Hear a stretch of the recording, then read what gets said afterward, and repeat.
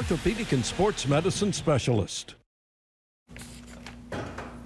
Ashford hosting Carroll tonight. Yellow Jackets' first offensive play of 2012 does not go well. A fumbled snap, Jackets would recover. Will they recover to knock off the Eagles tonight? We'll let you know in just a few moments, Matt. Enterprise hosting Smith Station tonight. Wildcats taking a licking early, but highlights to come. They would keep on ticking. David Faulkner looking for his first win. Seminole County and Early County battling in the game of the week. Jakari Martin trying to find something, and he is plastered by two Early County defenders. Who wins the border war? We'll find out. Friday Night Football starts right now.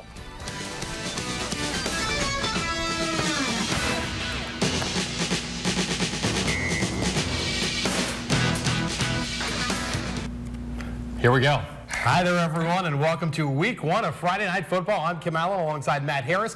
We'll be joined in a few moments by Paul Stockman, Ben Stanfield, and Mike Erspan to run down the first week of the high school football season. And we've got plenty of highlights for you tonight, but first we've got some scores we're looking for.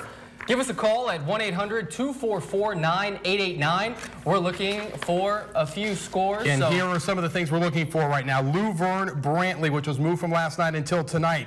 Red Level at Choctaw County. Ashford Academy at Macon East. Lakeside at South Montgomery County Academy. Pike Lib at Lee Scott. Miller County on the road. Bay Jefferson County. A lot of scores from Florida we're still missing, so make sure you call us the number on your screen and get those scores in. We will have them before the end of the show. And we certainly appreciate those scores being called in. Let's get things started with our game of the week. We asked for your votes, and you responded. Absolutely. With more than 400 votes cast in our first poll of the year. And the winner is Early County, Seminole County, with more than 40% of the vote. Ashton King requests votes, and she gets them. So the Bobcats' annual rivalry clash with the Indians is our first game of the week here in 2012. Paul Stockman is standing by at Standerford Field, and he joins us now from Blakely with an update on tonight's game. Hey, Paul.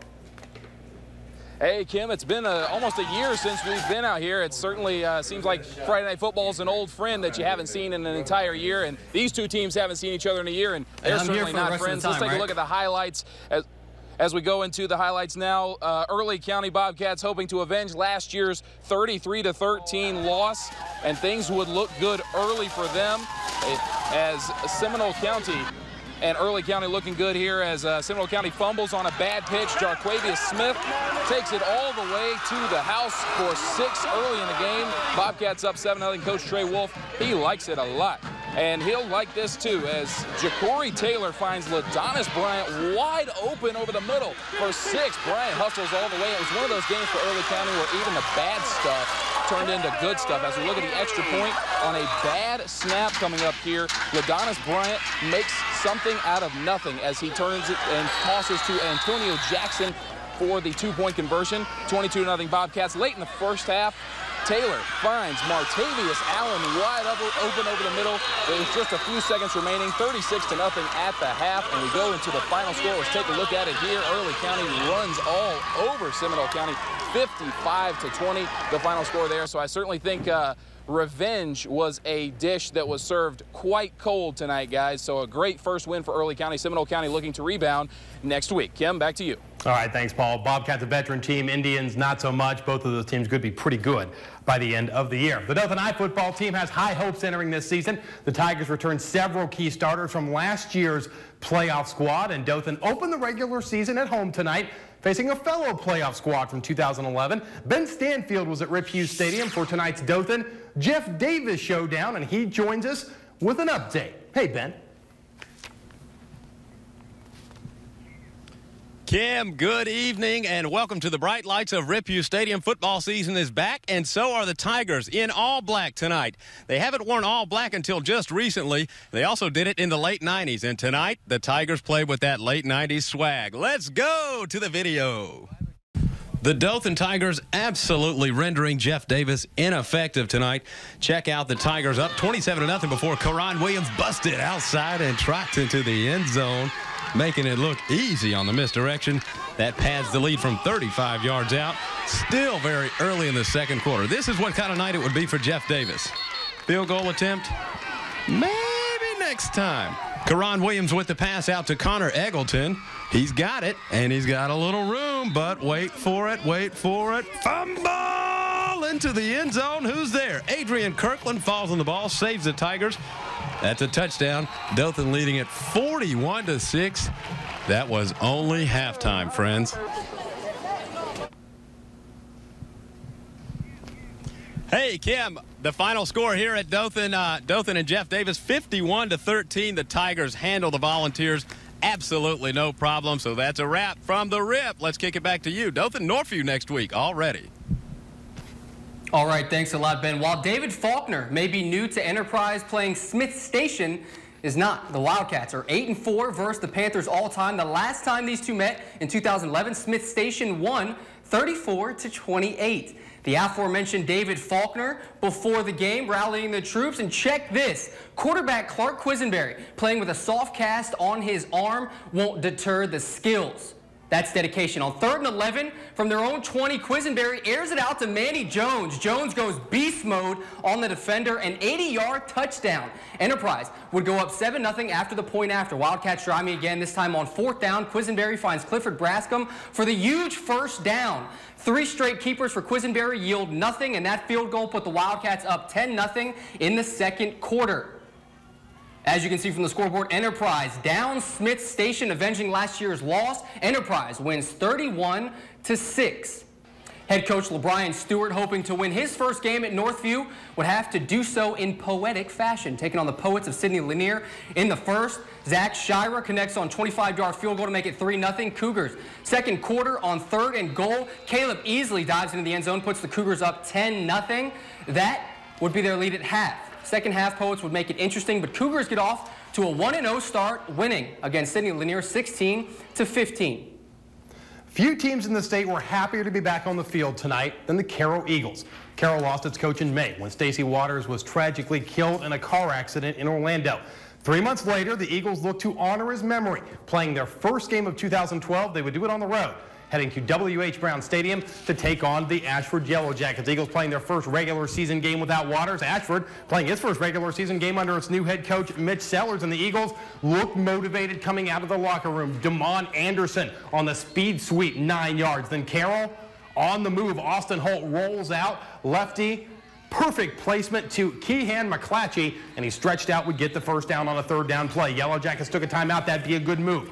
Carroll tries to pass again, this their second attempt, and a little unclear how the ball gets tipped in the air. It does, and Hunter Harper is there to pick it off and kill the drive. It was a scoreless game early, but as we go to the final score, we see Carroll storms past Ashford in their opener, 40-12, honoring the memory of Stacey Waters with the win tonight. Elsewhere on the scoreboard, Andalusia goes on the road for their annual rivalry showdown with Strawn. Bulldogs win at 16-14, and Charles Henderson goes over to Mobile and knocks off Bayside Academy 29-22, Matt.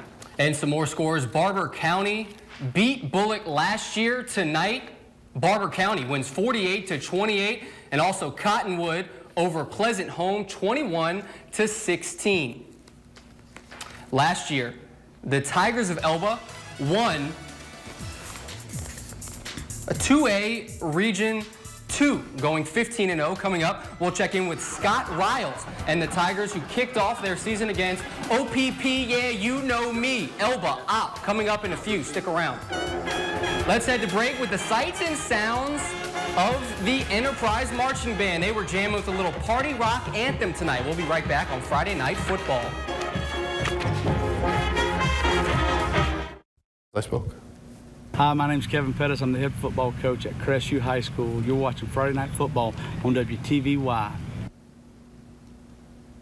So what do last season's Elba Tigers and the infamous Charlie Sheen rant have in common? Winning. The Tigers finished unblemished 15-0, winning a state title. Must be the Tiger blood. Looking for their 16th win in a row. News 4's Mike Gershman was at Op tonight. He joins us now live from Enterprise with the latest. Gershman, what you got?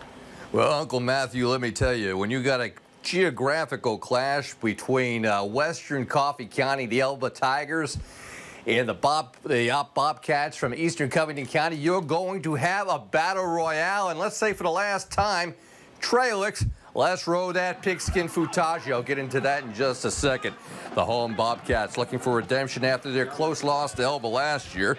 And Coach Jack Wiggum, he knows the importance there he is on the sidelines, in fact, folks. The visiting Elba Tiger stands full as well, since it is a geographical battle of titans, and everyone would see an exciting clash, to say the least. Now, on the Tigers' first possession, backup QB Reed Riles finds a streaking Shannon Jones for the short TD reception. Now, that would lead to a blocked field goal, or I should say blocked extra point, by the biggest kicker at any high school or college in the country, 310-pound Harry Griffin, 6-0 Elba on the big scoreboard. Later in quarter one, stanza one, Ops Justin Atkins takes the handoff, finds the sideline. He goes some 27 yards for daylight. Point after here, though, Op good, 7-6 Op leading at this point in the contest. Now in stanza two, QB Riles. You know, he's a young man with a lot of potential. He will fake the pass, and he takes the ball himself. A scamper, to say the least, some 35 yards for the score. It's Elba leading 14-7 with the two-point conversion, folks. Coach Jack Wiggum talking about that geographical closeness of this game. About 18 miles apart, a lot of families, cousins and kinfolk that both live and have gone to school at both places, so we're really looking forward to tonight's game.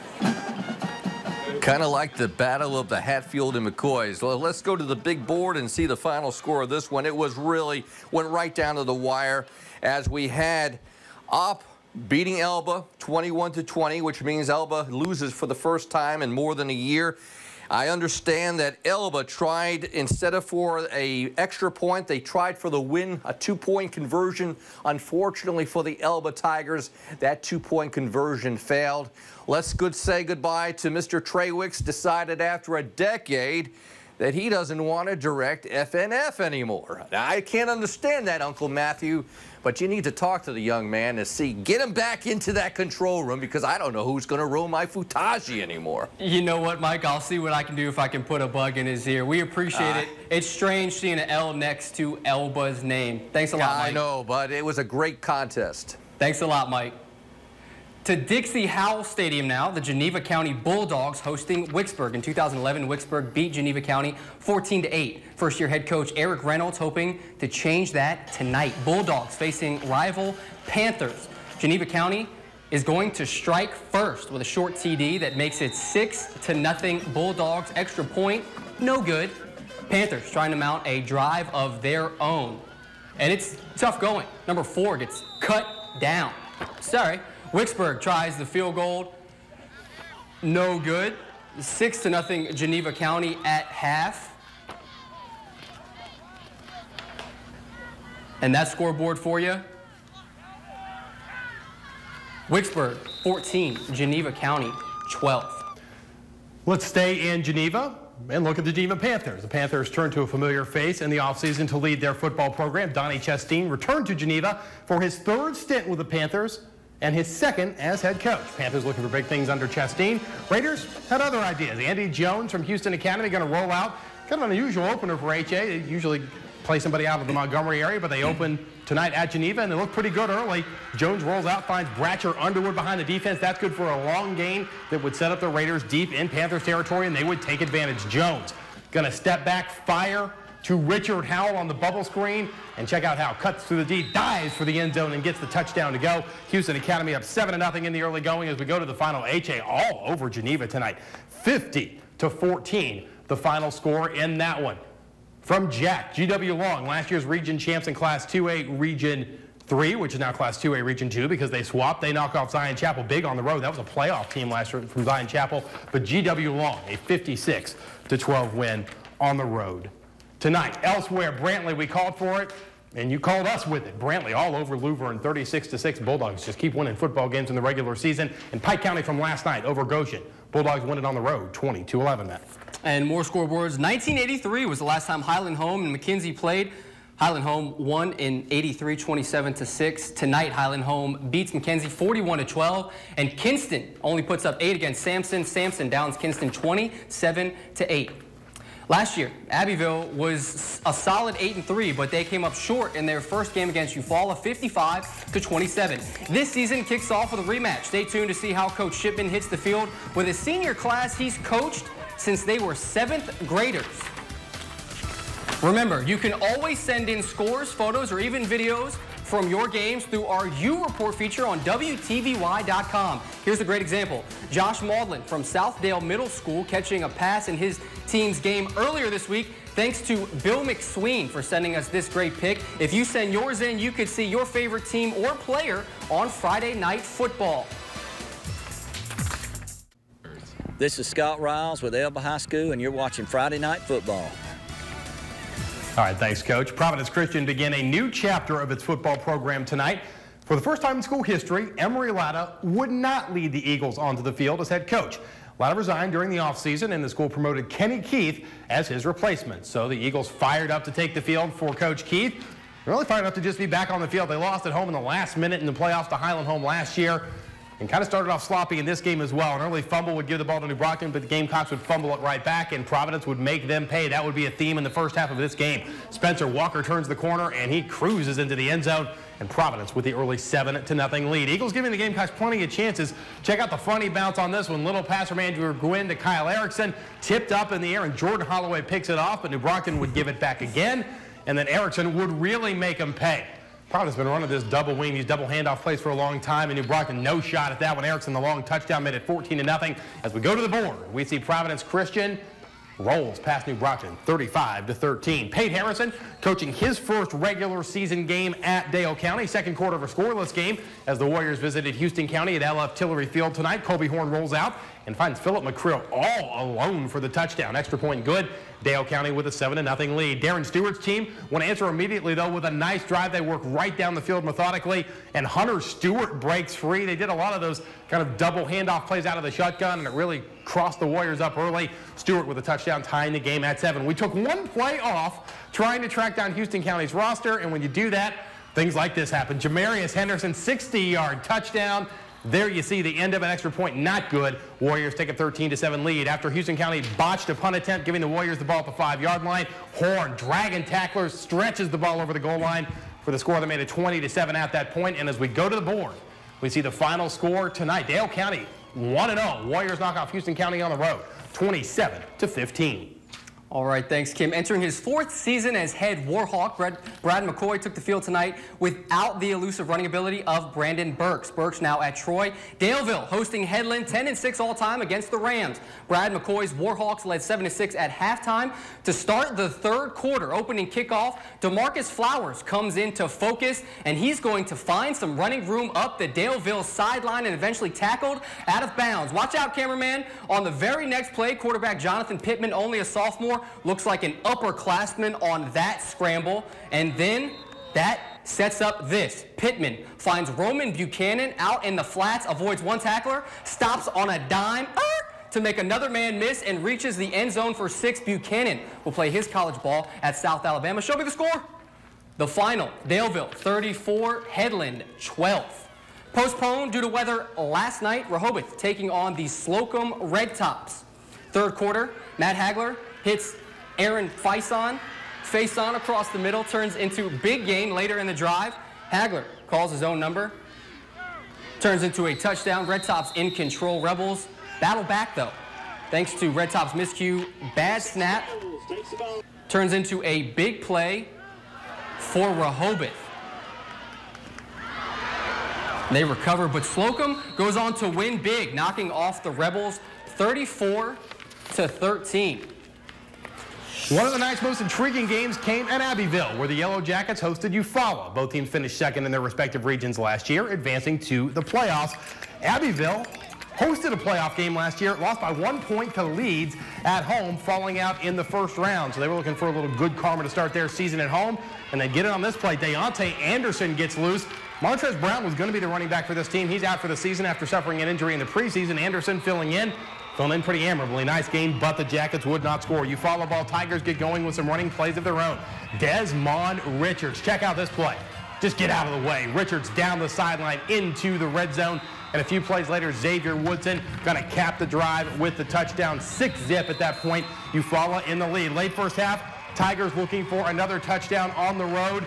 And they've got a really good look at it right here. Roy Johns The quarterback for Eufaula back to pass, fires across the middle. Looks like he's got a man open, but out of nowhere, Freddie Smith picks it off to keep it 6-zip at the half. As we go to the final score, we see Eufaula too much for Abbeville on the road tonight, 28-8. Devin Sellers was at tonight's Abbeville-Eufaula game, and she joins us now with a brand new segment we'll bring you each week this fall. Devin will sample the best food, I'm a little jealous, of our local stadiums and what they have to offer in our new segment. Here it is, Game Night Goodies.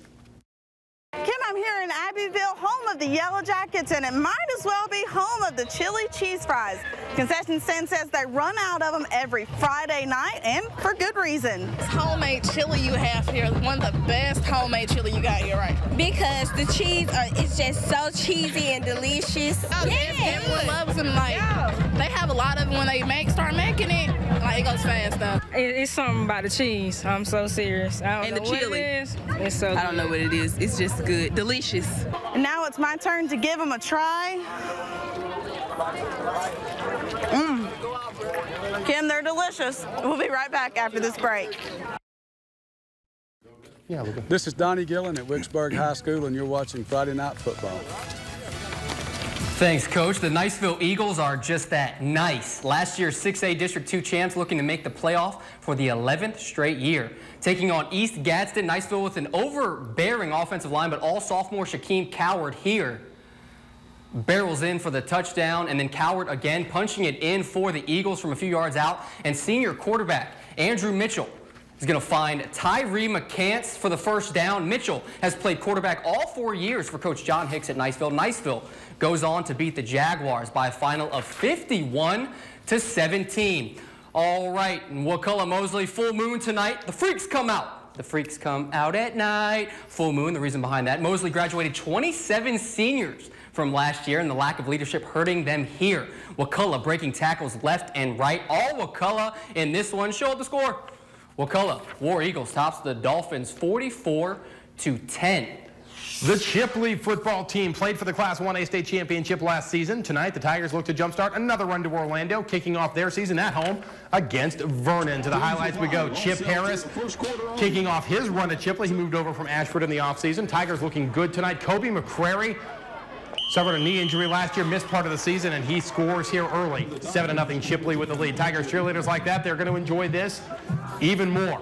Chipley in the second quarter and just breaking big plays. This actually turned into a bit of a game in the second half. Chipley was up big, Vernon made it a game, but as we go to the board after that touchdown, 14-0 at that point. Vernon makes it interesting, but Chipley goes on to win it 35-28. Liberty County, a playoff team last year, visiting Graceville, who's being led by new head coach Mark Beach, and the Bulldogs on the road in complete control. They led 24-0 at half, and Liberty County came out in the third and reasserted control with the long run. A few plays later, they're going to fool everybody. Graceville's defense, our cameras, everybody out of sorts, except for Liberty County, because they scored to make it 30-0. They would go up 36-zip moments later, and as we go to the final, 38-0, Liberty County, a winner over Graceville tonight.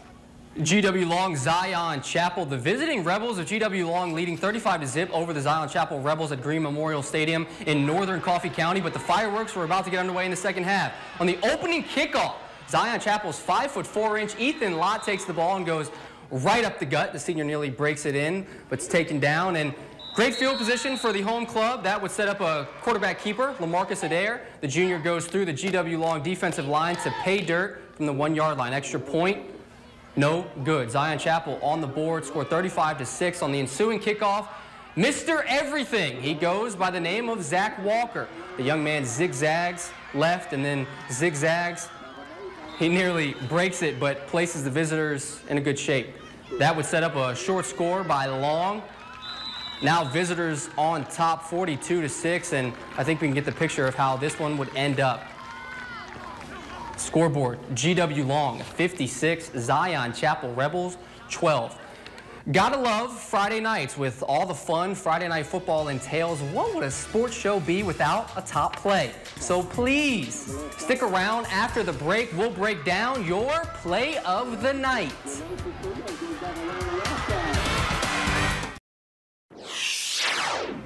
Let's get right to it without further ado. Your play of the night from the City of Progress. Clark Quisenberry on 3rd and long finds Manny Jones, who not only makes a sensational catch, but then runs it for an 80-yard touchdown. Another look, this time slowed down, shows Manny Jones going into absolute beast mode, up and over the helpless Smith Station defender for the score. Smith Station can't even catch him in slow-mo. Another look at scoreboards. Ayrton 40, Georgiana 27, and Central Hayneville 26, Florala 52. Elsewhere on the boards tonight, Choctaw County at home knocks off Red Level 34-zip, Matt, in... Let's see what we got next, and we're heading to the AISA rankings. And Ashford Academy only put up 30, Macon East 43. Abbeville Christian shutout over Chambers Academy 53-0. General got shut out last week, was much better tonight. Never got a score from that Lakeside South Montgomery County Academy game. If you haven't, give us a call. And then Lee Scott all over an undermanned Young Pike Lib team 42-7. And then Miller County 32. Shelley County 26. Good win for the Pirates on the road over there in Georgia. In Florida, pace all over Arnold 45-6. Arnold young and rebuilding. And Baker goes on the road and knocks off South Walton 26-21. And more scores. We never got a score from Bay and Jefferson County. If you have that, please give us a call. Holmes County shuts out Bluntstown 20-0. Elsewhere on the Florida boards, we see Pensacola Catholic edging Choctawhatchee 9-7 and Mariana from last night all over Cottondale 42-20. More boards, more scores. Crestview over Milton 21-14, and Bozeman with the shutout over West Gadsden 35-0. Also in Florida, Walton on the road at Gulf Breeze. Gulf Breeze too much for the Braves with a 21-0 win. And we never got a score from Rocky Bayou against Jay, and Port St. Joe up big, and they won 46-8. Good win for Port St. Joe. And our last board, we're going to show you Florida State High over Rutherford 48-17, and Sneads drop kicks Franklin County 62-14 to start the season. Well, that'll wrap things up on this edition of Friday Night Football. We'll be back again next week with scores and highlights from week 2 of the regular season. Until then, make sure you check out the Friday Night Football page on WTVY.com for scores, highlights, and more. Your home for high school football on the web, WTVY.com. Have a great night. Thanks, Crystal Weber, for the food. It was great.